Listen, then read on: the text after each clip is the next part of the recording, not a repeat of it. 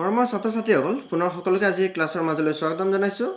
আজি এই ক্লাছটোত আমি আলোচনা কৰিম uses of much and many অৰ্থাৎ ডিটাৰমিনাৰ্ছ মাছ আৰু মেনিৰ ব্যৱহাৰ। প্ৰথমে আমি জানোচোন আহা মেনিৰ ক'ত ব্যৱহাৰ কৰা হয়। মেনিক আমি ব্যৱহাৰ কৰিম কাউণ্টেবল নাউনৰ লগত। কাউণ্টেবল নাউন মানে গণনা কৰিব পৰা নাউনৰ ক্ষেত্ৰত, অৰ্থাৎ যিবিলাক নাউনক আমি সংখ্যাৰ মাধ্যমত প্ৰকাশ কৰিব পাৰোঁ, যেনে 1 2 3 4 আদি হিচাপত আমি প্ৰকাশ কৰিব পাৰোঁ। ঠিক আছে। আৰু এটা কথা মন কৰিবা যে মেনি থকা সেই বাক্যটোত যিটো ভাৰ্ব থাকিব সেই ভাৰ্বটো প্লুৰেল ভাৰ্ব থাকিব, আৰু এই কাউণ্টেবল নাউনটো যে ক'লোঁ সেই কাউণ্টেবল নাউনটো কিন্তু প্লুৰেল ফৰ্মত থাকিব, অৰ্থাৎ নাউনটো প্লুৰেল নাউন হ'ব। ঠিক আছে। তেনেকৈ মাছৰ ব্যৱহাৰ হ'ব আনকাউণ্টেবল নাউনৰ লগত, আৰু ইয়াত যিটো ভাৰ্ব থাকিব সেই ভাৰ্বটো হ'ব ছিংগুলাৰ ভাৰ্ব। আনকাউণ্টেবল নাউন মানে সেইবিলাক নাউন যাক আমি গণনা কৰি শেষ কৰিব নোৱাৰোঁ, অৰ্থাৎ যাক আমি সংখ্যাৰ মাধ্যমত প্ৰকাশ কৰিব নোৱাৰোঁ। অন্য অৰ্থত যাক আমি 1 2 3 4 এনেকৈ আমি প্ৰকাশ কৰিব নোৱাৰোঁ। ঠিক আছে। আৰু এটা কথা মন কৰিবা, ইয়াত যেনেকৈ ক'লোঁ যে কাউণ্টেবল নাউনটো প্লুৰেল হ'ব, ইয়াত কিন্তু আনকাউণ্টেবল নাউনটো কিন্তু ছিংগুলাৰ হ'ব, অৰ্থাৎ নাউনটো ছিংগুলাৰ ফৰ্মত থাকিব। তলৰ এই উদাহৰণ দুটা লৈ মন কৰাচোন। There are many books on the table. There is much water in the glass. There are many books on the table. ইয়াত নাউনটো হৈছে বুকছ, আৰু ইয়াত যিটো ভাৰ্ব আছে সেই ভাৰ্বটো হৈছে আৰ। ঠিক আছে।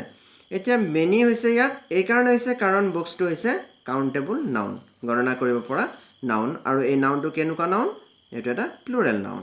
ঠিক আছে। তেনেকৈ মেনিৰ আগফালে কি ভাৰ্ব বহিব? প্লুৰেল ভাৰ্ব বহিব। হ'বনে? There are many books on the table মানে টেবুলখনৰ ওপৰত বহুতো কিতাপ আছে। আমি কিতাপক সংখ্যাৰ মাধ্যমত প্ৰকাশ কৰিব পাৰোঁ। তেনেকৈ there is much water in the glass, ইয়াত থকা নাউনটো হৈছে ৱাটাৰ, আৰু ইয়াত যিটো ভাৰ্ব আছে সেই ভাৰ্বটো হৈছে is। মাছৰ আগফালে ছিংগুলাৰ ভাৰ্ব, মাছৰ সোঁফালে যিটো নাউন আছে সেই নাউনটো ছিংগুলাৰ, অৰ্থাৎ ইয়াত আমি প্লুৰেল ফৰ্মত পোৱা নাই, ৱাটাৰ্ছ হিচাপে পোৱা নাই, বা ৱাটাৰক আমি ৱাটাৰ্ছো কৰিব নোৱাৰোঁ, মানে ই এটা কেনেকুৱা নাউন? ই এটা আনকাউণ্টেবল নাউন, নহয় জানো? গতিকে মাছ আৰু মেনিৰ ক্ষেত্ৰত এই টিপছটো জানিলে আচলতে ক্লিয়াৰ হৈ যায়। মানে মেনিৰ আগফালে প্লুৰেল নাউন, মেনিৰ আগফালে প্লুৰেল ভাৰ্ব, আৰু মেনিৰ পাছফালে প্লুৰেল নাউন। তেনেকৈ মাছৰ আগফালে ছিংগুলাৰ ভাৰ্ব, আৰু মাছৰ পাছফালে ছিংগুলাৰ নাউন বা আনকাউণ্টেবল নাউন। ঠিক আছে। আমি আৰু কেইটামান উদাহৰণ লৈ চাওঁচোন। এই উদাহৰণকেইটা কৰিলে তোমালোকৰ মাছ আৰু মেনিৰ কনচেপ্টটো কমপ্লিটলি ক্লিয়াৰ হৈ যাব। ঠিক আছে। There are dash balls in the basket. বলছটো কেনেকুৱা নাউন? প্লুৰেল নাউন, মানে কাউণ্টেবল নাউন, নহয় জানো? গতিকে এইটো প্লুৰেল, এইটো ভাৰ্বটো প্লুৰেল, ইয়াত কি বহিব? মেনি বলছ বহিব। ঠিক আছে। তেনেকৈ ডেছ গাৰ্লছ ৱেৰ এবচেণ্ট য়েষ্টাৰডে, ইয়াত কিন্তু আগফালে আকৌ ভাৰ্ব নাই, ইয়াত নাউন আছে, নাউনটো গাৰ্লছ প্লুৰেল, কিন্তু ইয়াত যিটো ভাৰ্ব আছে সেই ভাৰ্বটো কিন্তু প্লুৰেল, গতিকে ইয়াত কি বহিব? মেনি বহিব। Many girls were absent yesterday. ঠিক আছে। There is this sugar in the pot, ভাৰ্বটো ছিংগুলাৰ ভাৰ্ব আছে ইজ, আৰু ইয়াত যিটো নাউন আছে চুগাৰ সেইটো আনকাউণ্টেবল বা এইটো ছিংগুলাৰ ফৰ্মত আছে। চুগাৰক আমি গণনা কৰি শেষ কৰিব নোৱাৰোঁ, চেনিক আমি এটা এটাকৈ গণনা কৰি শেষ কৰিব নোৱাৰোঁ, গতিকে ই এটা আনকাউণ্টেবল নাউন। গতিকে আনকাউণ্টেবল নাউনৰ লগত কি বহিব? মাছ বহিব। ডেছ পিপল ডোণ্ট লাইক ফিছ, এতিয়া পিপুলটো কেনেকুৱা ধৰণৰ নাউন? পিপুলটো এটা প্লুৰেল নাউন, অৰ্থাৎ কেইবাজনো ব্যক্তিৰ সমষ্টি হৈছে পিপুল। এইটো যদিও পিপুলছ ফৰ্মত নাই, কিন্তু পিপুল নিজে এটা প্লুৰেল নাউন, গতিকে প্লুৰেল নাউন থাকিলে তাৰ লগত কি বহিব? মেনি বহিব। ঠিক আছে। আই ডোণ্ট হেভ ডেছ মানি, এইটো এটা নিগেটিভ চেণ্টেন্স। এতিয়া মানিটো চোৱা, মানিটো হৈছে ইয়াত নাউন। আমি মন কৰিব লাগিব তাত নাউনটো ছিংগুলাৰ ফৰ্মত আছে নে প্লুৰেল ফৰ্মত আছে। যদি ছিংগুলাৰ ফৰ্মত আছে তেতিয়াহ'লে আমি মাছ বহাম, যদি প্লুৰেল ফৰ্মত আছে তেতিয়াহ'লে আমি এইটোত মেনি বহাম। গতিকে মানিটো ইয়াত মানিছ হৈ থকা নাই, মানিটোক আমি মানিছো কৰিব নোৱাৰোঁ, গতিকে মানিটো যিহেতু ছিংগুলাৰ বা আনকাউণ্টেবল নাউন, গতিকে ইয়াৰ আগত আমি মাছ ব্যৱহাৰ কৰিম। ঠিক আছে। তেনেকৈ নেক্সট চোৱা, people give this respect to a thinker, ইয়াত নাউনটো কোনটো? নাউনটো হৈছে ৰেচপেক্ট। মানুহে এজন চিন্তাবিদক থিংকাৰক বহুত সন্মান কৰে।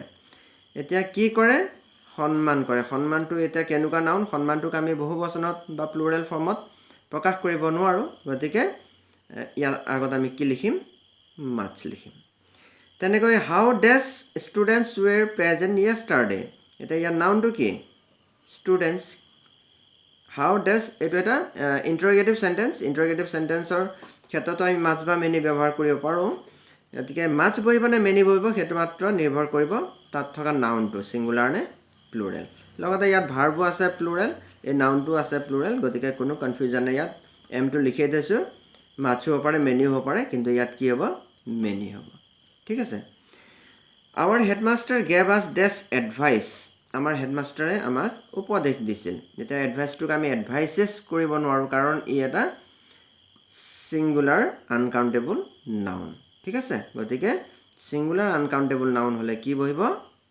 ইয়াত বহিব much my brother has this good qualities মোৰ ব্ৰাদাৰৰ কি আছে good qualities আছে qualities কি আছে qualities গুণ আছে কিছু qualities টো প্লুৰাল হৈ আছে গতিকে ইয়াত কি বহিব many বহিব কিন্তু এটা যদি ইয়াত qualities নাথাকি যদি quality থাকিলে হেতেন কিন্তু তেতিয়া ইয়াত আকৌ much বহিলেতেন বুজি পাইছা Dash of the mango is rotten rotten মানে কেঁচা বা তেনেকুৱা অৰ্থ প্ৰকাশ কৰে mango মানে আম mango টো ইয়াত noun এটো কেনেকুৱা নাউন সিঙ্গুলাৰ নাউন লগতে আৰু এটা ইয়াত ক্লু আছে হেতু হৈছে is সিঙ্গুলাৰ গতিকে সিঙ্গুলাৰৰ লগত কি বহিব much বহিব ঠিক আছে ইয়াত এটা mango নাথাকি যদি mangoes থাকিলেতেন ইয়াত আর হলেতেন তেতিয়া ইয়াত কিন্তু many হৈ গলেতেন Mr. Das is dash older than his wife এই বাক্যটোক মন কৰা